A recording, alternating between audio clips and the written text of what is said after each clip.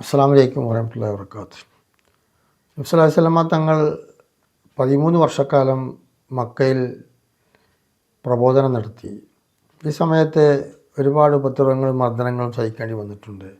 ആ മർദ്ദനങ്ങൾക്കും പീഡനങ്ങൾക്കൊക്കെ താങ്ങുതണലുമായിരുന്ന രണ്ട് വ്യക്തികളായിരുന്നു. ഒന്ന് തൻ്റെ പ്രിയപ്പെട്ട പത്നി ഖദീജ റളിയല്ലാഹു അൻഹ, തൻ്റെ പിതൃവൻ എളാപ്പയായ അബൂ താലിബ്. അബൂ താലിബ് വിശ്വസിച്ചിരുന്ന ബഹുദൈവ വിശ്വാസിയായിരുന്നു. എന്നിട്ടും നബിയെ സംരക്ഷിച്ചു.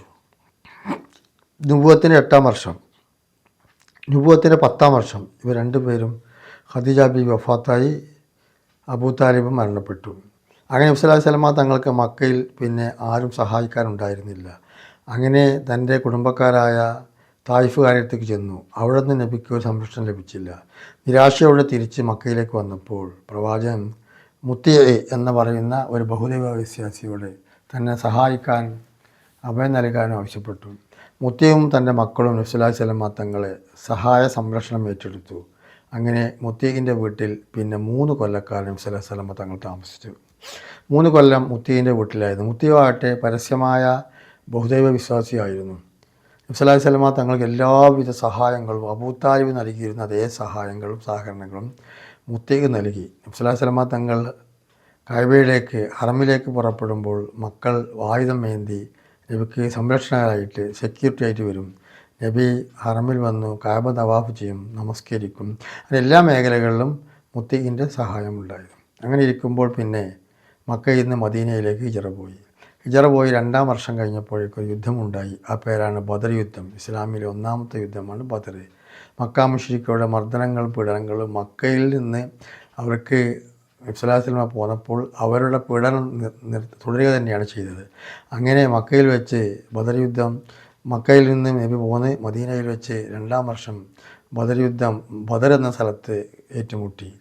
അതുകൊണ്ടാണ് ബദർ യുദ്ധം എന്ന് പറയുന്നത്. ആ സമയത്ത് നബി സ്വല്ലല്ലാഹു അലൈഹി വസല്ലമ തങ്ങൾ സഹാബത്തിന് ഒരു യുദ്ധത്തിൻ്റെ നിയമങ്ങളും തന്ത്രങ്ങളൊക്കെ പറഞ്ഞു കൊടുത്തു. കൂട്ടത്തിൽ പറഞ്ഞു, മുത്തിഇനെ എന്ന് നിങ്ങൾ കണ്ടാൽ ഒന്നും ഉപദ്രവിക്കരുത്. 3 വർഷക്കാലം മുത്തിയാണ് എനിക്ക് മക്കയിൽ സംരക്ഷണം നൽകിയത്. അതുകൊണ്ട് അവനെ നിങ്ങൾ ഒരിക്കലും ഉപദ്രവിക്കരുത് എന്ന് സഹാബത്തിന് പറഞ്ഞു കൊടുത്തു.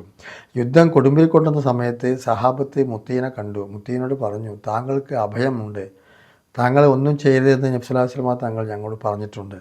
അവിടെ താങ്കൾ യുദ്ധക്കളത്തിൽ നിന്ന് വിട്ടു നിൽക്കുന്നതാണ് താങ്കൾക്ക് നല്ലത്. താങ്കൾ ആരും ഒന്നും ചെയ്യൂല, താങ്കൾക്ക് അഭയമുണ്ട്. മുത്തി ആവട്ടെ ആ അഭയം സ്വീകരിച്ചില്ല. എനിക്ക് മാത്രം അഭയം തന്നാൽ പോരാ, എനിക്ക് എൻ്റെ കൂടെയുള്ള എൻ്റെ കൂട്ടുകാർക്കും നാട്ടുകാർക്കും ഖുറൈശികളൊക്കെ അഭയം നൽകിയാൽ മാത്രമേ ഞാൻ ആ അഭയം സ്വീകരിക്കുള്ളൂ എന്ന് പറഞ്ഞ് അഭയത്തെ തള്ളിക്കളഞ്ഞു.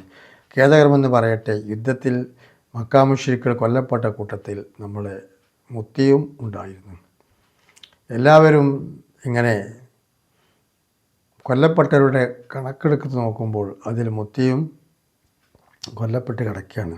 അപ്പോൾ പിടിച്ചടക്കിയ തടവുകാരാക്കിയ ഖുറൈശികളെ, ശത്രുക്കളെ എന്ത് ചെയ്യണമെന്ന് നബി സ്വല്ലല്ലാഹു അലൈഹി വസല്ലമ സഹാബയോട് ചോദിച്ചു. പലരും പല അഭിപ്രായം പറഞ്ഞെങ്കിലും നബി സ്വല്ലല്ലാഹു അലൈഹി വസല്ലമ തങ്ങൾ പറഞ്ഞു, മുത്തീൻ്റെ മകൻ അദീ ഉണ്ടെങ്കിൽ, അദീ ഈ കൂട്ടത്തിൽ ജീവിച്ചിരിപ്പുണ്ടോ? അദീ ഉണ്ടെങ്കിൽ അദീ എന്ത് ഡിമാൻഡാണോ പറയുന്നത് അതനുസരിച്ച് നമുക്ക് ശത്രുക്കളെ വിട്ടയക്കാമെന്ന് പറഞ്ഞു. പക്ഷേ മുത്തിയും കൊല്ലപ്പെട്ടിരിക്കുന്നു, മുത്തീൻ്റെ മകനും കൊല്ലപ്പെട്ടിരിക്കുന്നു. നബി സ്വല്ലല്ലാഹു അലൈഹി വസല്ലമ തങ്ങളുടെ ഒരു സഹിഷ്ണുത ബോധമാണ് നമ്മളിതിൽ മനസ്സിലാക്കേണ്ടത്. പ്രത്യുപകാരം ചെയ്യാൻ മതമോ ജാതിയോ ഭാഷയോ ഒന്നും വിഷയമല്ല, മനുഷ്യസ്നേഹമായിരിക്കണം.